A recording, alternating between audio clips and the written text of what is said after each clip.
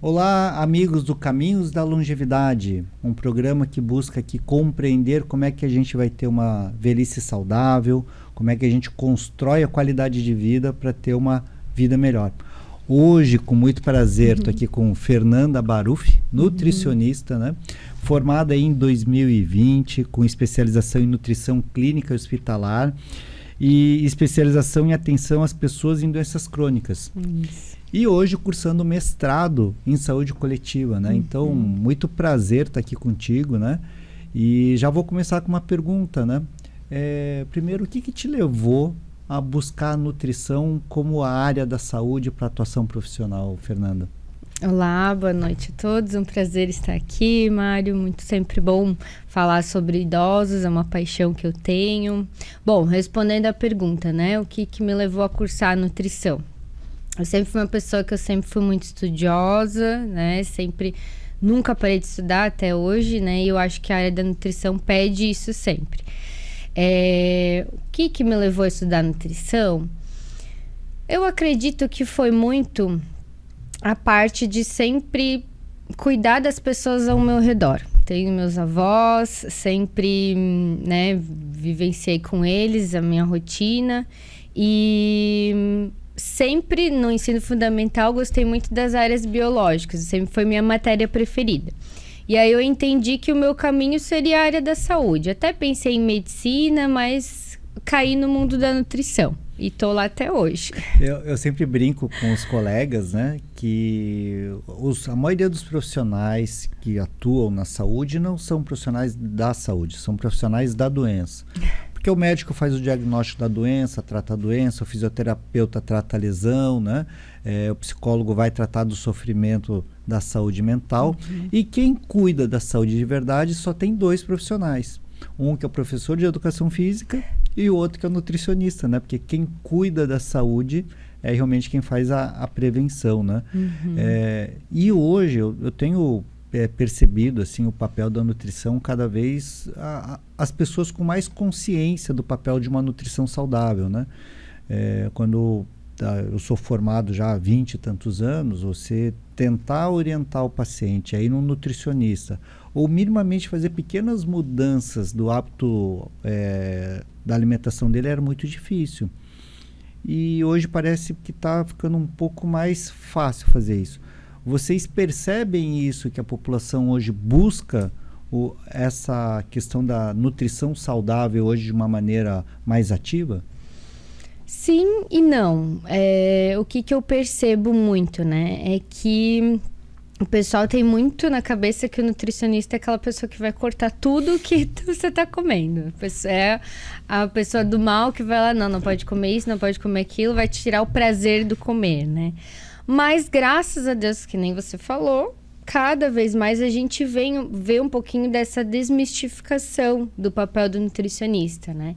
Eu sempre falo para os meus pacientes que a minha conduta nunca é a restrição, até porque a restrição leva uma compulsão, leva uma culpa e fica esse ciclo vicioso eternamente. O que você precisa entender é mudar o que você está fazendo, que não está funcionando, está te trazendo prejuízos, e colocar em prática o que pode te ajudar lá no futuro. É construir, vamos supor, o teu chão lá para quando você estiver idoso, né? Então, é muito nesse sentido. Temos ali as redes sociais, que hoje em dia trazem bastante fake news, né? Coisas que não são embasadas pela ciência. Então, eu sempre falo de nutricionista, todo mundo tem um pouco, né? Mas estudar a fundo, verificar se realmente tem evidência, é um pouco mais difícil, um pouco mais raro de se ver, né? E a gente percebe muito, né, esse papel da educação, né? Como no outro colega que trabalha muito com educação, que é educação física, a nutrição também tem que trabalhar muito com educação, né? Como essa parte da educação em saúde ela influencia para vocês? O quanto que esse hoje é um dos pilares do trabalho de vocês? Eu sempre gostei de fazer educação em saúde, né? No consultório, ou em grupos, ou palestras, o que fosse. Fazer educação em saúde é um prazer enorme, né? Porque parece que você realmente muda algumas coisas, que não é uma simples receita, ou no teu caso, uma simples... Não que seja uma simples dieta, né? Uma simples receita. Mas parece que escrever num papel é muito fácil. Mas mudar o comportamento através da educação é muito mais complexo, né? Mas também muito mais duradouro. Pelo menos essa é a minha impressão. O que você tem visto nisso da educação em saúde e como que é a recepção hoje das pessoas em receber essas informações? A educação em saúde ela é primordial, né? A promoção da saúde, essa questão da prevenção. Mas eu acredito que não seja uma simples conversa, um simples momento. Eu acredito que é uma sementinha que tem que ser plantada, regada todos os dias e tem que estar sempre na mesma tecla, porque é muito fácil fazer uma informação, entregar um papel. Por exemplo, eu preciso conhecer um pouco do paciente para entender se ele sabe ler, né? Se eu vou ter que fazer algo, ilustração, se eu vou ter que, né, explicar de alguma maneira, tirar um pouco das palavras técnicas e entrar mais na parte leiga para que realmente entenda. Não adianta, por exemplo, você simplesmente escrever num papel e falar, não, é isso que você tem que fazer daqui para frente e volta daqui 30 dias. Então, como é que a gente entende que esse paciente vai estar em casa, vai estar fazendo da maneira que a gente, né, pede, orienta, aconselha, né? Então é muito... Mas a promoção da saúde, ela tá ligada em todo momento, né? Não adianta a gente só fazer um plano ou só dar uma orientação se não tem toda essa conscientização, né? E você até falando de um fator, né, por exemplo, do paciente que às vezes não sabe ler, analfabeto, né? E aí isso me remete muito que a gente, assim como você que hoje está fazendo mestrado em saúde coletiva, eu também venho da área de saúde pública, apesar de ser geriatra, minha primeira formação veio em saúde pública. E como a gente aprende a ter um olhar para o paciente até nos seus determinantes sociais, né? É muito diferente eu fazer um tratamento por uma doença, vou pegar uma doença muito comum do consultório, um Alzheimer para mim. Um paciente que mora na Alameda, que tem uma alta renda, com bom suporte da família, com um paciente que vai morar ali pertinho, mas na rua Araranguá, com uma família com um poder aquisitivo muito menor. Então a minha atuação tem que ser um pouco diferente, né? E na nutrição mais ainda, porque o custo do alimento hoje também impacta demais no orçamento Então, qual é também a necessidade da gente olhar para esse paciente e entender a cultura, a questão econômica? Diferente hoje de fazer uma dieta para alguém que mora aqui em Blumenau a vida inteira e alguém que daqui a pouco veio lá do Rio Grande do Sul que tem um hábito alimentar um pouco diferente, ou alguém que vem lá do norte, do nordeste, né? Essa determinante social, assim, ela é também uma arte para a gente lidar com isso, né? Como é que é na nutrição isso? Olha, a nutrição, ela se adentra em todas essas áreas, assim, porque, por exemplo, na primeira consulta, vamos supor, é onde eu entendo o estilo de vida, né? O que esse paciente faz, ou o que ele fazia, quais que são os costumes, os hábitos, né? Na família. Porque, por exemplo, como é que eu vou fazer um plano alimentar para vamos supor, um paciente que faz 3 refeições no dia, ou faz as 3 refeições fora de casa, né? É um representante comercial, vamos supor, que não tem tempo de, né? Ou um paciente que está 24 horas por dia dentro de casa. Ou outro exemplo também que entra muito na questão de determinante, um paciente que recebe uma única cesta básica no mês, né? Como é que eu vou prescrever para ele, você precisa consumir castanha, você precisa consumir... Impossível, não né? tem como, né? Então, a nutrição, ela se adentra, eu sempre falo... preciso muito entender também a parte mental do paciente, então a gente é um pouquinho de cada coisa, né? Começa a olhar todos os lados e isso exige, né, um olhar um pouco diferenciado e não somente focar ali para bater as calorias, bater a necessidade do paciente, é todo um apanhado, as engrenagens se juntam para poder formar, para poder que ele consiga seguir essas orientações, né? Sim. Você estava falando e eu lembrei, hoje a gente estava discutindo um caso de uma senhora de 103 anos, ela é proveniente do Pará, e ela está aqui há alguns anos já, e a alimentação dela é 500 gramas de açaí, mas tem que ser o de lá, porque o daqui não é igual, e mais uma tapioca, então essa é a alimentação dela. E ela está super bem, obrigado, assim, tanto que a gente ficou brincando na reunião que era o caminho da longevidade, era o açaí, né? Todo mundo vai consumir açaí agora. Mas é porque é muito característico da região deles, né? Então, e é um alimento saudável, tá? Mas é característico deles, né? Não vai ser característico nosso, né? Você falou uma coisa muito legal agora, né? Como quando a gente vai lidar com a saúde, a gente não adianta ter só esse nosso conhecimento quadradinho, né? Específico, né? E a gente começa a juntar os fragmentos e entender o ser humano e compreender muito mais dele do que da tua área, né? Posso que quando tu entrou na faculdade, tu imaginava trabalhar muito com alimentação e ao começar a ter contato com o paciente, descobre o indivíduo de uma complexidade muito maior, né? Porque a alimentação, ela tá ligada a algumas coisas do nosso emocional, né? Eu sempre falo que o primeiro ato que a gente tem de vida e de sobrevivência é o poder amamentar. Porque se eu não amamento nas primeiras horas do que eu nasci, a minha sobrevivência está em risco.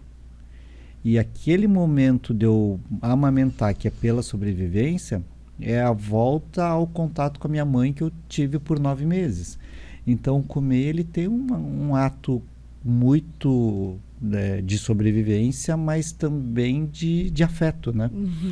E isso perpassa no dia a dia também, porque a gente tem os nossos alimentos que é quando eu não estou bem, quando, sei lá, briguei com a namorada, com o namorado, tô ansiosa. O chefe né? Eu chego em casa, quero comer uma caixa de bombom, quero fazer tal. Então, como tem essa relação, né? O psicólogo, o nutricionista acaba virando um pouco psicólogo também? Sim, eu acho que o nutricionista ele acaba virando de tudo um pouco, assim, né? Claro, nunca entrando na área do outro, né? Mas sempre dando os toques, observando o que chama mais atenção e até mesmo falar, ó, acredito que tu precise procurar uma ajuda nessa área. Então, é muito desse olhar, né? A questão da comida ser afeto é algo que eu sempre verbalizo para os pacientes, porque, por exemplo, assim, pode ver, toda comemoração a comida está envolvida, né? Réveillon faz a ceia, Natal a ceia, Páscoa. Então, ela tá sempre ali, né? Festa de batizado, festa de casamento, sempre a comida, né? Ou às vezes se junta somente para comer, né? Então é a desculpa. A gente vai juntar com os amigos, o que a gente fala? Vamos jantar junto? É isso, né? Exato, então ela tá sempre envolvida e a forma que você lida com isso é muito importante também, né? Entra muita parte emocional. Porque, por exemplo, se você faz uma dieta muito restritiva, quando você bater de olho naquela comida que você sempre gostou, você vai, meu Deus, será que eu posso? Será que eu não posso? Aí entra muito na questão da restrição, né? Mas a comida ser afeto, assim, nesse sentido, é também lembrar, ter as suas lembranças. A comida gostosa da avó, a comida gostosa da mãe. Então, é muito de você ter essa noção de a comida não é só a questão de sobrevivência, não é só suprir todas as necessidades, eu tenho que atingir as minhas calorias, eu tenho que atingir a minha proteína. E muito a questão do afeto em si, né? E aí, pegando bem nessa questão do afeto e agora indo, né, para a questão também do idoso, né?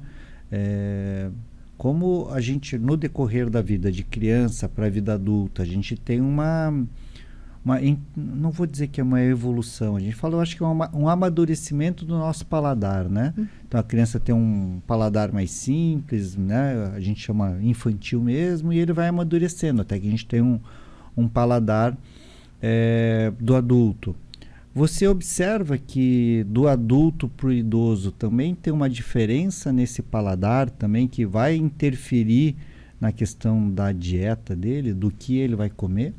Sim, para cada fase da nossa vida a gente tem uma determinada necessidade, uma determinada preferência, né, alimentar. Então, para cada fase é uma necessidade específica, né? Quando a gente fala mais do paladar do idoso, começa muito as questões patológicas, então essa perca de apetite, né? Ou começa aqui a questão da dentição atrapalhar, uso de prótese, né? A questão mesmo de perder o gosto do alimento, inapetência, não gosto mais de carne porque o corpo já é mais difícil de metabolizar. Então acaba que na fase do idoso complexo um pouquinho mais do que do adulto. O adulto tem uma noção ali, né, no momento ali da fase adulta de, né, preciso consumir metade do meu prato de salada, preciso consumir a proteína, preciso consumir isso. A não ser que teve uma infância muito, né, ainda tá comendo muita coisa infantil, que a gente chama, né. Mas tem sim diferenças e é nesse sentido que precisa ser trabalhado conforme as necessidades. E aí, pensando também nessa questão do paladar, né? O construir um repertório, porque eu sempre falo, né? Você não constrói a dieta rígida, né? Não é aquela receitinha e tal. Mas você tem que criar um repertório para poder fazer as escolhas, né?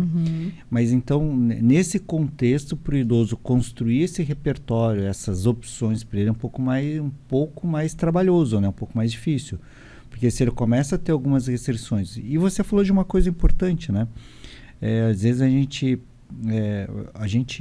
com essa geração que a gente tem hoje dos idosos de 80, 90, né? Até os 70 anos, né? De 70 a 90, a sociedade falhou com eles na questão da saúde bucal, né? Então, por quê? Porque era mais fácil arrancar os dentes, né, do que tratar. Então você fazia a extração dos dentes e muitos hoje chegam tendo que usar prótese, né? E a prótese ela não consegue adaptar bem, não consegue fazer uma boa mastigação. E aí como é que eu vou comer adequadamente, né? Porque os alimentos têm texturas diferentes, né? Então você deve ter isso também no dia a dia, assim, né? Primeiro, assim, e a dieta muito macerada, muito amolecida, ela não tem prazer, né? Como a gente pode, às vezes, para esse idoso que tem um problema de dentição, né, que tem as próteses, como é que a gente pode, de repente, dar uma contrabalanceada nisso para que ele consiga ter o prazer da alimentação também? Sempre vai muito do que o paciente... Ouvir também o que o paciente está falando, né? Então, não é porque é idoso que ele não tem as suas escolhas, as suas vontades, né? Por exemplo, eu atendo uma idosa longeva de 99 anos. E ela não consome salgado de jeito nenhum. Não consome salgado, é só doce, doce, doce, doce, doce. E aí ela estava desnutrida quando começou comigo, acamada... E aí eu pensei, poxa, né? Como é que eu vou lá colocar? Não, tu tem que consumir creme de mandioquinha. Não sei. Falei, não tem como, né? Então a gente precisa adaptar. É sempre um jogo. Eu faço de uma forma, você quer de outra. Então a gente tem que entrar num consenso, mas sempre respeitando a vontade dele. Então, entramos com a suplementação de proteína, né, um sabor doce de chocolate, colocamos ali umas formulações e até agora tá evoluindo bem. Então, é muito de entender também o que o idoso nos fala, né? Então, é muita vontade que ele traz também.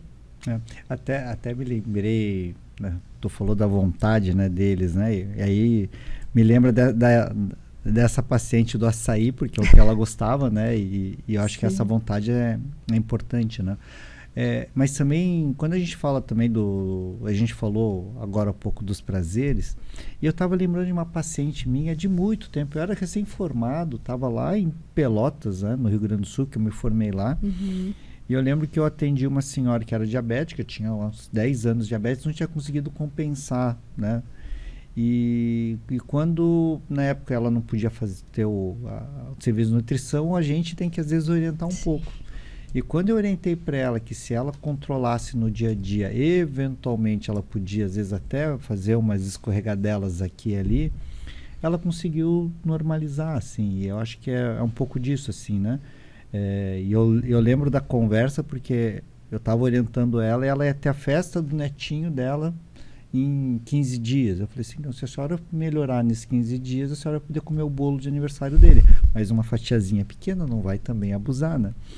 E a partir dali ela entrou, conseguiu organizar. Então, os prazeres são importantes, né? E às vezes mesmo sabendo que aquele alimento que é proibido, talvez... às vezes umas coisas proibidas feitas escondidas são boas também de ser feitas, né? Sim. Você é permissiva com teus pacientes assim também? Fala assim, tu pode escorregar, mas só não me avisa. Não, eles brincam que eu sou muito boazinha com eles, né? Eu falo, sou boazinha até o momento que tá cumprindo com o que deve ser feito, né?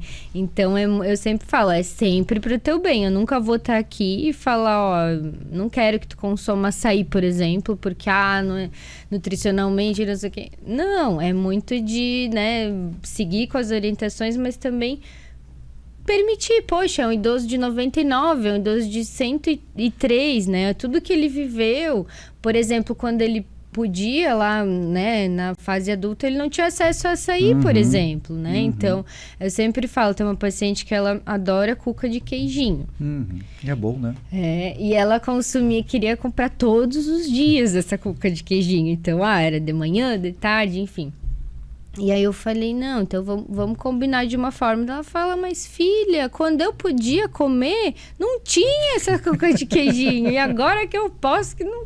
Então eu falei assim, não, então vamos combinar, né, 2 vezes na semana. Escolhe um dia preferido. Então no sábado e no domingo eu não abro mão. Eu falei, ok, então sábado e domingo. E aí a gente consegue ir manejando, né? É dar escolha, né? Falar, e se a gente tentar dessa forma, o que você acha? Não, mas talvez a gente tentaria dessa. É muito de ver o que o paciente, né, o que é melhor para ele na realidade dele. Porque a sua realidade não é a minha e assim vice-versa, né? Indo numa direção da necessidade da pessoa idosa, né, dos nossos pacientes, a gente sabe que eles têm uma perda tanto da massa muscular como da massa óssea, né? Então, há muito tempo atrás, a gente sempre escutou o nosso medo da tal da osteoporose. Então, osteoporose, a gente sabe o quanto que isso é ruim, porque uma simples queda pode levar a uma fratura, mas de alguns anos para cá, né, para falar a verdade, de algumas décadas para cá, a gente tem cada vez mais entendido o papel da perda da massa muscular, que a gente chama de sarcopenia, né? E como o osso e o músculo estão juntos, esse sistema e a nutrição tem que caminhar junto, né? E aí você falou da questão da proteína, né? Então, qual é o papel hoje na nutrição para a gente tratar, prevenir e devolver essa qualidade, tanto para a gente pensar, tanto na perda de massa muscular como da osteoporose, né? Porque vocês têm um papel fundamental nisso, né? Sim, é um papel primordial, assim. Pega um paciente desnutrido, o que a gente vai fazer com esse paciente? Então, um paciente que já vem de uma perca muscular, né, agressiva, então precisa ter acesso à proteína. A proteína, eu sempre falo, é um nutriente essencial não só na fase idosa, mas em todas as fases da tua vida, né? Agora eu falo que ela tá no hype, antes ninguém lembrava dela, agora tudo é proteína, né? Mas, e que bom que ela tá no hype, porque a gente precisa introduzir ela no seu dia para que a gente consiga, né? E não só quando o idoso tá lá, desnutrido, sarcopênico, mas antes disso, porque é antes que você vai construir a sua reserva. Eu sempre falo, como é que tá a tua aposentadoria de proteína, a tua aposentadoria de massa muscular. Depois que tá lá, a gente vai tratar, a gente vai tentar manejar. Mas e antes disso? Né? Como é que tá o teu fundamento para tu construir a tua casa, né? Então, eu sempre falo assim, a proteína é o nutriente mais essencial e primordial, principalmente nessa fase. Claro, além do cálcio, vitamina B12, enfim, mas a proteína, se você elencar seria a proteína, né? E você fala muito legal que tu fala, né? Dessa poupança que tem, desse acúmulo que a gente tem que ter, né? Porque eu muitas vezes para meus pacientes que já estão, às vezes, com uma sarcopenia, tal, quando eu oriento o papel da boa nutrição, o papel da boa atividade física, eu falo, às vezes, mirando para os filhos. Porque os filhos têm que começar a criar isso desde cedo, para que ele possa chegar, né, quando ele estiver na velhice dele. Eu falo que, falando com a Catarina 2 semanas atrás, né, fazendo um parênteses, que sabe que eu gosto da palavra velhice, eu não tenho problema com ela, né? Então, às vezes o pessoal vai achar estranho, porque eu não estou falando só do idoso, eu falo às vezes de quem está ficando mais velho, de quem está chegando na velhice, e eu acho que isso não é um problema. Então, Quando a gente vai construindo esse caminho para essa longevidade até chegar na velhice, a gente precisa acumular, né? E acumular musculatura é importante. Então, essa dieta ela tem que vir, eu acho que desde o início, né? Desde o início. Mas a gente tem uma mudança, né? Que a gente, quando mais jovem, precisa de proteína e tem uma certa orientação para aumentar um pouco o consumo dessa proteína quando idoso, né? Mas é muito difícil, né? Chegar a esses parâmetros, né? Do que o que está preconizado nos livros, né? Ou não, ou é um olhar errado que eu tenho, que não é tão difícil, é só encontrar alimentos corretos. É que o que acontece culturalmente, né, na nossa região, a nossa refeição ela é mais rica em carboidrato, né? Então, às vezes, faz o arroz e a batata, né? Ou, por exemplo, assim, a proteína só vai estar presente no almoço e na janta, esquece das outras refeições, que é muito importante, né? Sempre falo, a proteína ela precisa estar presente em todas as suas refeições do dia, né? Seja ela café da manhã, seja ela um lanche da tarde, né? Onde que eu acho essa tal da proteína? Ovos, né? Sendo ele mexido, sendo ele cozido, todos os derivados do leite, né? Queijos, né? Os feijões, a família das leguminosas, grão de bico, enfim. Então, tentar achar e adaptar ela no dia, né? Então, para o idoso, não é que seja mais difícil chegar ali no total da necessidade dele. É que muitas vezes a falta de apetite atrapalha, né? A proteína ela é responsável por nos dar saciedade por um período mais longo do tempo, né? Então, por exemplo, ele fez o almoço dele, consumiu ali uma quantidade ok de proteína, ele não vai sentir fome ali, por exemplo, no lanche da tarde para consumir outra dose, ele vai consumir, vamos supor, só lá na janta e acaba que fica insuficiente. Eu acredito que é muito mais nesse sentido mesmo. A gente também fica pensando, né? Sabe que eu estava vindo para cá escutando... Uma das coisas que eu faço no carro, em vez de escutar música, eu escuto vídeos e venho escutando entrevistas e tal. Né? E escutando um dos médicos, uma entrevista onde ele pergunta onde que é a fonte das vitaminas, se todo mundo precisa suplementar, porque a gente também está na era da suplementação, né? Você escuta tanta coisa, eu vou suplementar isso, vou suplementar aquilo, aí suplementa vitamina, aí suplementa aminoácido, suplementa tal, né? E eu lembro de um velho professor meu na faculdade, e que ele falava que a vitamina não se comprava na farmácia, que a vitamina se comprava na feira, né? Hoje, tá? Pensando no que a gente poderia, né? Num geral, eu consigo ter todas as vitaminas e os nutrientes com uma boa alimentação? Ou a suplementação ele é essencial? Depende. Nada adianta você ter uma prescrição enorme de suplementação se você não faz a base bem feita. De novo, a parte do fundamento ali, né? Se ela não tá bem feita, se você não tá fazendo, vamos supor, pega o teu almoço, metade do teu prato de salada, vegetais, cru, cozido, indiferente, uma porção de carboidrato, uma porção de proteína, né? Enfim, se você não tá fazendo isso bem feito, só coloca carboidrato, né? Por que vai adiantar a suplementação? O suplemento, ele tem que ser um complemento, né? E não vir a parte principal vir dele. Porque aí não vai fazer sentido nenhum. Você vai estar jogando dinheiro fora, né? Então, o suplemento se faz necessário a partir de uma análise muito criteriosa, né? Então, verifica exames laboratoriais, principalmente, mas também toda a parte patológica, característica ali do paciente. Como é que tá esse consumo? Ele só faz almoço, ele só faz a janta? O suplemento não vai adiantar, né? Então, aí vai muito também dessa questão de verificar a base. Sim. Se a base não tá bem feita, a suplementação não vai funcionar. Às vezes eu fico pensando que as pessoas, é que nem... Eu gosto de correr, né? Então, gosto das corridas de rua. E eu fico, às vezes, escutando as pessoas que estão juntos. Eu comprei o tênis tal, comprei o tênis... Como se comprar um tênis melhor fosse fazer ele correr melhor. Não, o que vai fazer ele correr melhor é o treino dele, né? E aí ele quer se comparar com o campeão mundial da maratona, que quer comprar o mesmo tênis, como se fosse adiantar a corrida dele.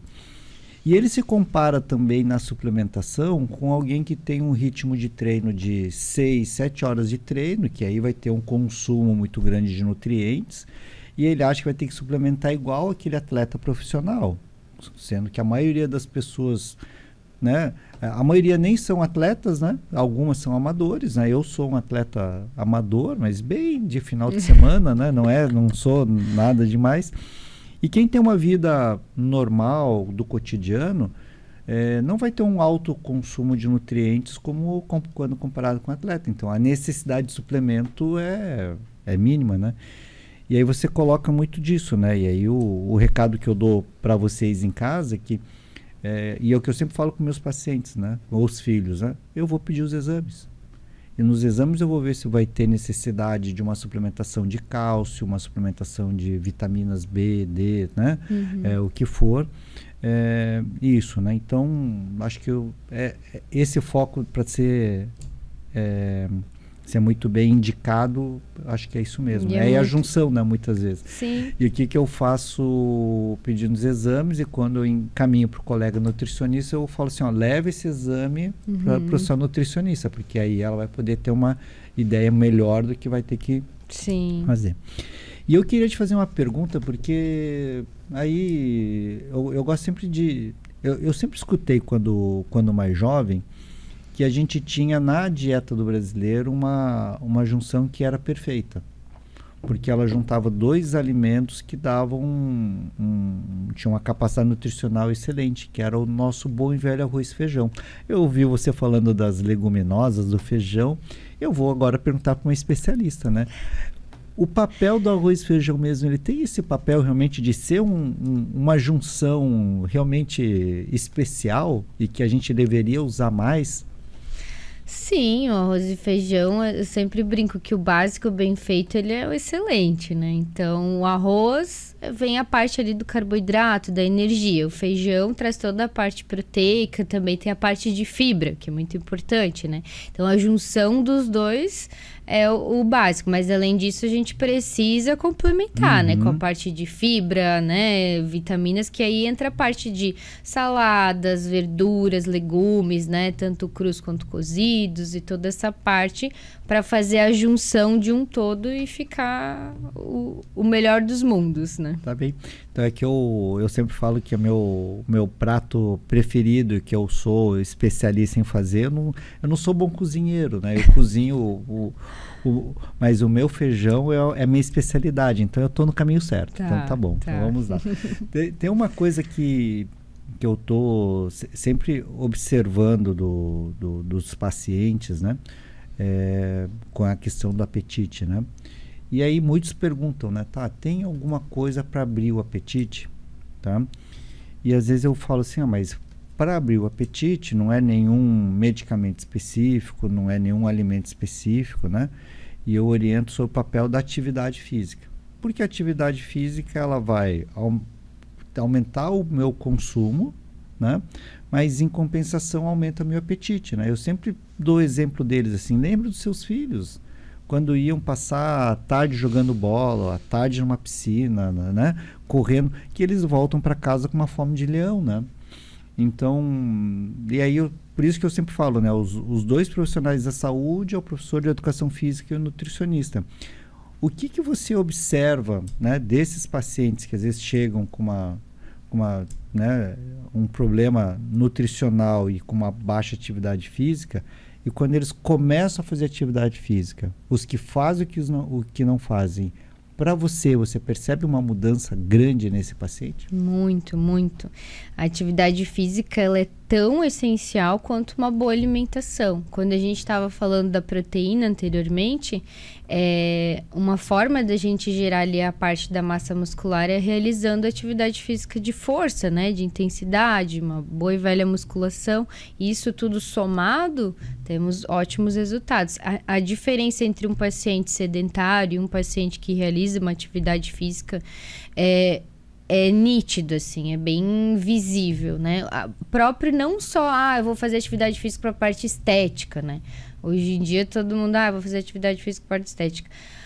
vem muito se desmistificando isso, que a atividade física ela precisa estar no seu dia a dia. O nosso corpo é feito para se movimentar. Né? Então, e aí além de toda essa parte física, aumento do apetite, por exemplo, que é muito comum ali no idoso que faz atividade física, é a parte mental também, a parte psicológica, né? O idoso que fica muito tempo sem fazer nada dentro de casa, não tem um estímulo, desculpa, ele acaba, né, se fechando, né? Aí entra muito a parte mental e a parte do psicólogo que a gente estava conversando anteriormente. Então, a atividade física, ela não é só pro físico, ela Sim. é para um todo e também facilita a parte da nutrição. Você que está no mestrado agora, né? E eu sempre, com todo respeito aos professores, aos acadêmicos, né? Mas a gente sempre brinca que quem está fazendo mestrado de tanto estudar vai ficando meio doidinho, mas quem faz o doutorado pior ainda, né? Porque estudam demais, né? Mas falando em estudo, né?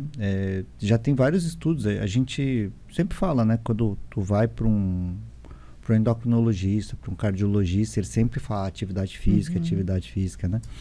E aí você cita sobre a saúde mental, né? Hoje tem vários estudos comprovando que melhora as doenças neurodegenerativas.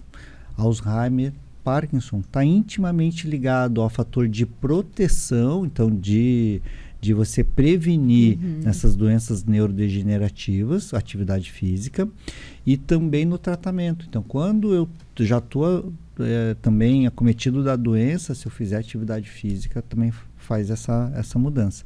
E um papel essencial na depressão também.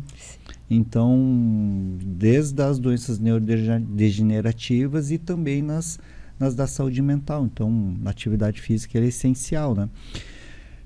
Pensando nisso também, né? E pensando nesse papel da atividade física, a gente hoje tem tido muito a ajuda de alguns suplementos, e hoje tem um investimento na indústria, tá?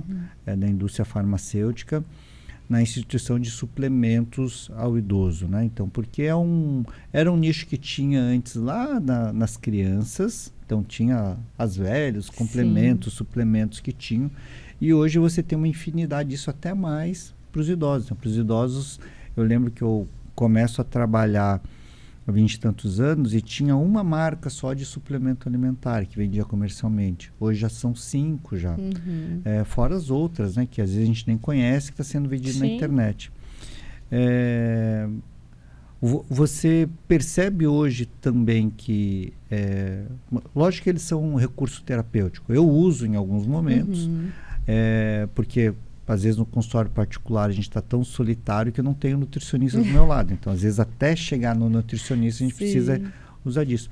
Mas qual é o papel hoje desses suplementos, assim, pensando entre um bom prato de comida e uma suplementação, assim?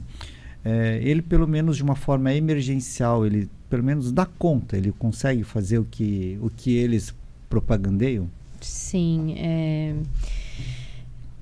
o que acontece, né? Se eu tô com um paciente debilitado, né? Ele não, por exemplo, paciente que tá ali no pastoso, já tá nem aceitando mais o pastoso, já tá indo para uma sonda, né? Então, não tenho por que eu ir lá e falar, não, você tem que consumir um prato de arroz e feijão. Então, depende de casos e casos, né? Então, eu sempre falo, a nutrição, ela é muito individualizada, não é uma receita de bolo, né? Não é isso é necessário para um, não é necessário para outro, né? Então, é muito de cada caso. Em casos específicos onde a gente precisa demandar de um complemento, um auxílio, se não existisse, a gente, né, ficaria à mercê, tentaria de uma outra forma, mas eles também facilitam tanto a parte da família, né, que vai preparar isso de uma forma com uma maior qualidade, quanto a parte do profissional que está ali prescrevendo, está entendendo, que está calculando ali as necessidades que o paciente precisa, e aí também às vezes atender o desejo do paciente, né, e o quadro dele emergencial. Bem, e esse é um momento difícil, né, porque, por exemplo, você estava falando sobre o paciente que precisa se alimentar uma alimentação mais pastosa, porque já não está deglutindo. E ontem eu estava atendendo uma paciente que é minha já há 10 anos, e eu peguei desde o início da doença do Alzheimer, e era uma mulher linda, assim, uma mulher negra, bonita, assim, né?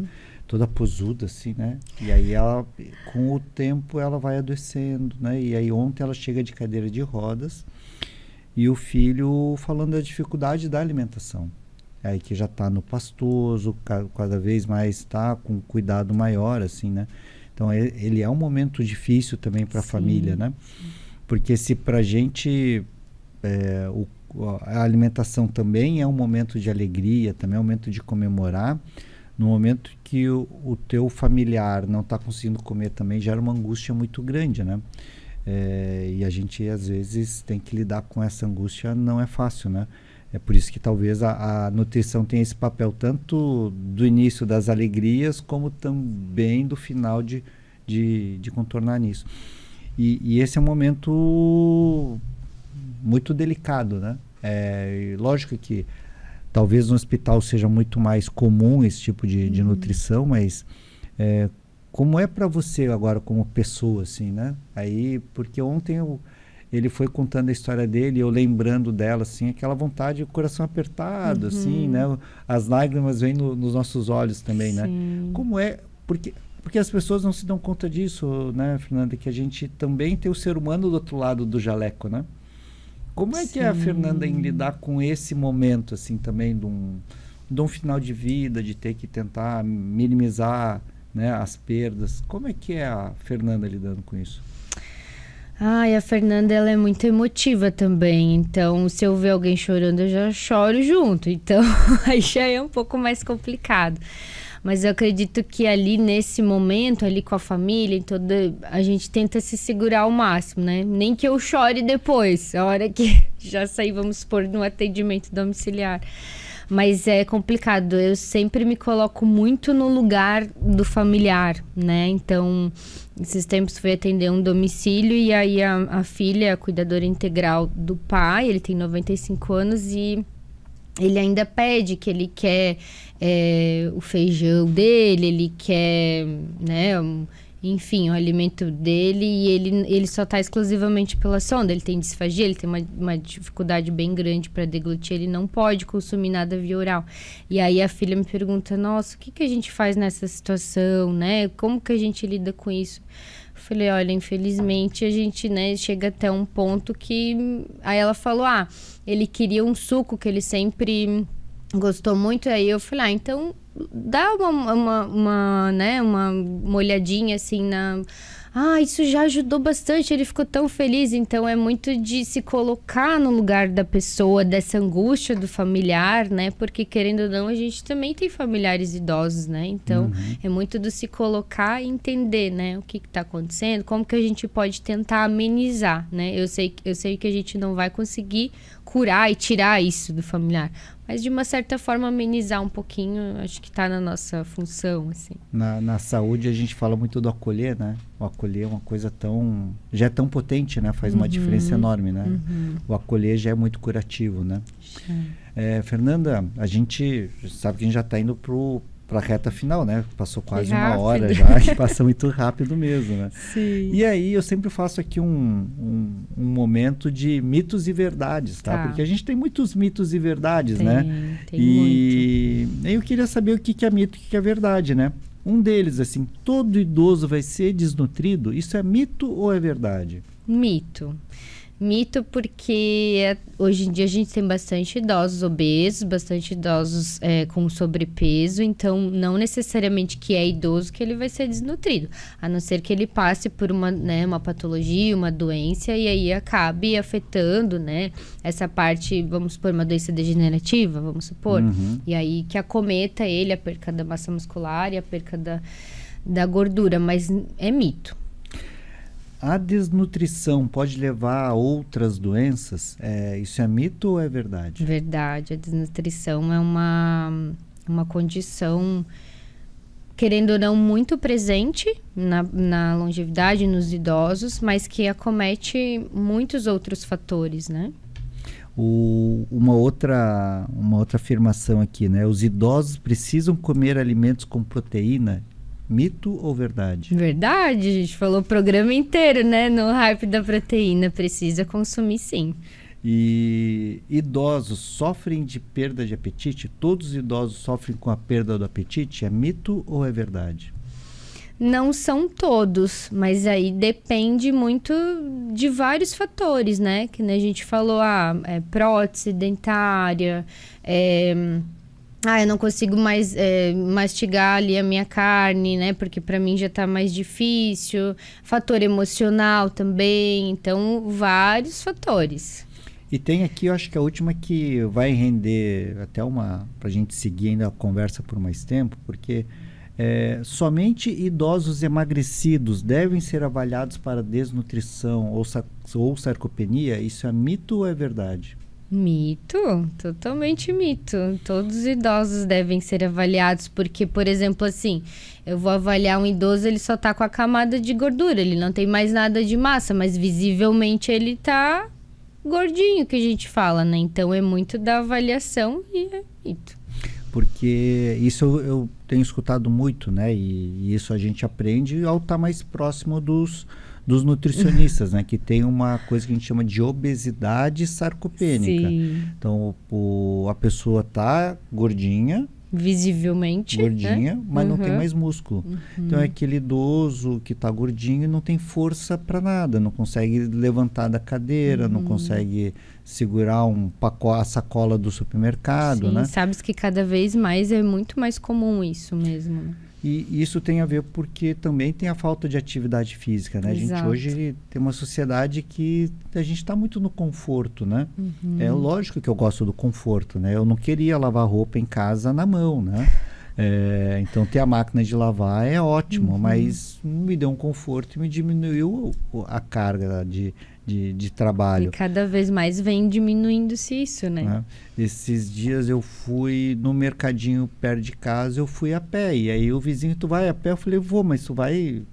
Vou, porque tem um morrinho para descer, né? Para subir. Eu falei, não, faz parte do exercício, né? Porque senão todo mundo vai de carro, porque tem lá 100 metros de uma subidinha. Eu falei, pô, mas é uma quadra só, né? Então dá para descer e tal. Então, acho que essa sociedade hoje que está tão também na comodidade também facilita de ter essa sarcopenia com obesidade. E eu vi há muitos anos atrás um estudo que ele comparou a saúde dos obesos, tá? E dos magrelos, né? E aí ele notava que na média a saúde dos quem era magro estava, né? Era melhor. Mas quando ele fez a comparação e separou os obesos, os gordinhos, em ativos e inativos, e os magrelos entre ativos e inativos, quando comparou o obeso ativo com o magrelo inativo, sedentário, a saúde do gordinho estava melhor. Então, a atividade física era essencial, né? Porque provavelmente tinha musculatura, né? Sim, com certeza. O magrelo aí não tinha nada de massa muscular, que volta no assunto que a gente falou o programa inteiro, né? A importância ali da proteína, do exercício físico, esse conjunto, né? Então, é muito disso. Tá bem. E aí, para a gente ir encaminhando, porque eu conheci você muito por causa do teu mestrado em saúde coletiva, né? E como eu sou um apaixonado por saúde pública, né, eu deixei para o final a gente abordar uma coisa assim. Você percebeu no mestrado, né? Agora, qual é o poder transformador da sociedade com a questão da nutrição, da alimentação, dessa segurança alimentar que a gente tem escutado tanto, né? O mestrado, ele te transformou? Ele mudou você ver também a tua profissão de uma forma diferente? Com certeza. Para quem não sabe, é um mestrado multiprofissional. Então, quando a gente se encontra, não é só nutricionistas que estão lá. Então, a gente tem médico, a gente tem educador físico, farmacêutico, psicólogo, físio, então são vários profissionais. E quando a gente aborda um determinado assunto, é onde cada um dá a sua visão e é onde a gente percebe que para uma determinada doença ou para algum determinado agravo, ela precisa de vários olhares. E a nutrição, ela é vista de todas as formas, né? Querendo ou não, ela tá encaixada em um pouquinho de cada profissão, assim. Então, é muito dessa mistura de gente entender, né? O olhar de cada profissional, mas que a nutrição é transformadora em todo esse processo, assim. E como é transformador de perceber como a junção dos conhecimentos de cada área também muda... tem uma capacidade de transformar, né? E aí, para abordar um último assunto, né? O quanto que você percebeu que a saúde vista dessa forma mais ampla, né? Porque aqui, no Caminhos da Longevidade, é isso que a gente está buscando, assim, de mostrar como que a saúde vista de outras formas, né?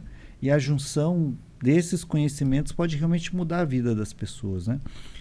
Mas... hoje, assim, você percebe que a saúde vista com esse olhar do coletivo, de sociedade, né? Ter esse olhar social também para a saúde. O quanto que isso muda o teu olhar para ver a cidade, para ver a sociedade diferente, para entender a importância das políticas públicas, para poder a importância de um bom financiamento, né? De programas. O que isso tem te transformado nesse último período aí do teu mestrado? Eu acredito que é uma soma, não só da parte do mestrado, mas toda a minha vivência profissional que eu tive no SUS. Então, soma-se, né? O SUS, eu sou suspeita a falar, é uma paixão que eu tenho. Então...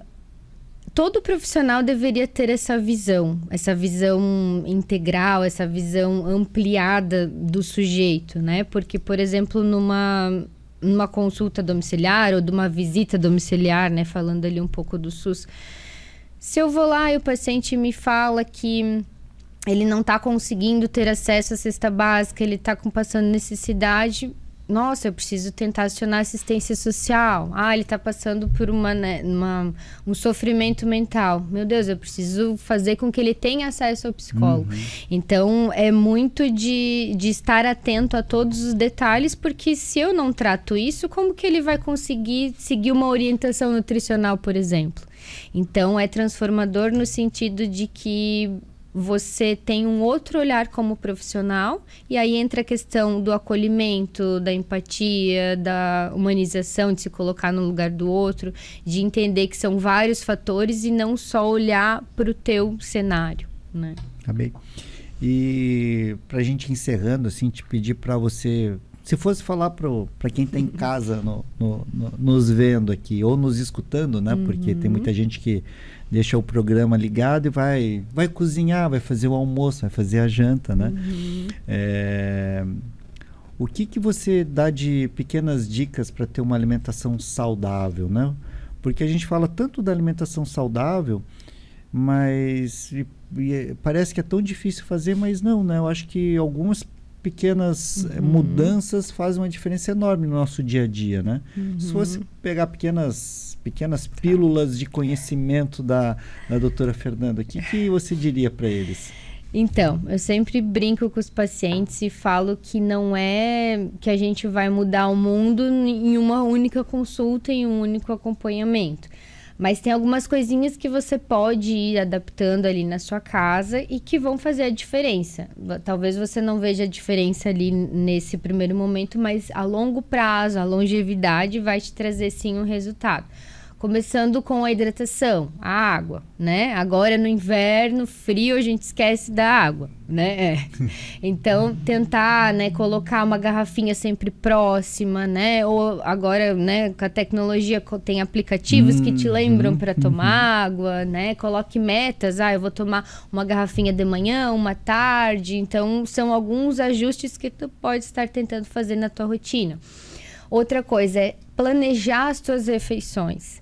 Então, por exemplo, não esperar chegar, vamos supor, o lanche da tarde, Ou a janta, você chega ali no horário da janta, tá cansada, tá na correria, tá na rotina, o que que eu vou comer? É muito mais fácil tu abrir um pacote ou pedir alguma coisa do que ir para um lado saudável, porque aí tu tem que preparar. Então, comprou a fruta, higieniza, deixa ela picadinha na tua geladeira. A verdura, da mesma forma, já higieniza, deixa ela lá prontinha, né? Deixa bases de proteínas pré-prontas, né? Carne moída lá congelada, o frango lá congelado. Então, são pontos, assim, que você consegue ir mudando um pouquinho, né? Além da parte da nutrição, atividade física primordial, né? Eu não faço nada, tô há anos parada. Começa a fazer uma caminhada de 15 minutos, né? No próximo dia mais 15, depois no outro tenta 30, e aí vai indo, né? Ou tenta achar uma atividade física que você sinta prazer também, que não vá forçado. Eu acho que isso são alguns pontos, assim, que a gente consegue mudar um pouquinho. Tá bom. Mas tu é durona, né? Eu, quando vou orientar meus pacientes, eu falo assim, começa com 5 minutos. Você já pediu para 15 de uma vez, mas tá bom. Vai, 10, então no meio do caminho. Mas assim, eu acho que começar devagar. E uma coisa que eu tenho falado, assim, que sabe que as pessoas às vezes vão para a cozinha e levam muito dos temperos, né? E a gente tem hoje muitos temperos que não são naturais, né? Então, eu sempre tento dar dica para eles, né? Temperos naturais são tão bons, né? E a gente às vezes acha que o sal é o único tempero, mas tem tanta coisa boa, né? Então, criatividade nos temperos, os naturais. Sim. E dá um sabor enorme na comida. Dá, né? muita diferença, né? E fugir dos prontos industrializados, Sim. né? Eu vou sempre no mercado e compro um monte de tempero. Eu nunca sei para que serve. Eu não sou alguém que tem um paladar refinado. Mas eu tenho um monte em casa. E aí eu vou testando. Às vezes dá certo, às vezes não. Então, mas tudo bem, a gente vai tentando, eu vou aprendendo. Tudo né? é treino, né? Tudo é treino. Então, use temperos que ajuda bastante. Temperar a vida é importante. Fernanda, eu queria, assim, te agradecer, assim, Nossa, foi muito legal, assim. Eu acho que falar da alimentação é super importante, né? Eu espero que o pessoal em casa com certeza gostou bastante. Eu acho que você explana com uma clareza grande e simples sobre o tema. E te agradecer mesmo. Deixar para você dar um oi para eles e te dizer que as portas vão estar sempre abertas aqui, né? Talvez a gente possa fazer um dia aqui, trazer até os colegas da saúde coletiva do mestrado, para que a gente possa dizer da importância, né, do estudo da saúde coletiva para construir um SUS, um sistema de saúde cada vez melhor, né? Ótimo. Então, Fernanda, muito obrigado mesmo. Te deixo aí para você. Obrigada, Mário, pelo convite. Um prazer, né, falar de duas coisas que eu amo muito, alimentação e idosos. Então, foi um prazer estar aqui e disseminar um pouco de conhecimento para vocês. Muito obrigada. Tá bom. Caminhos da longevidade, a gente está construindo aí uma vida com qualidade, para ser plena, para ser total. Obrigado pela presença e até a próxima.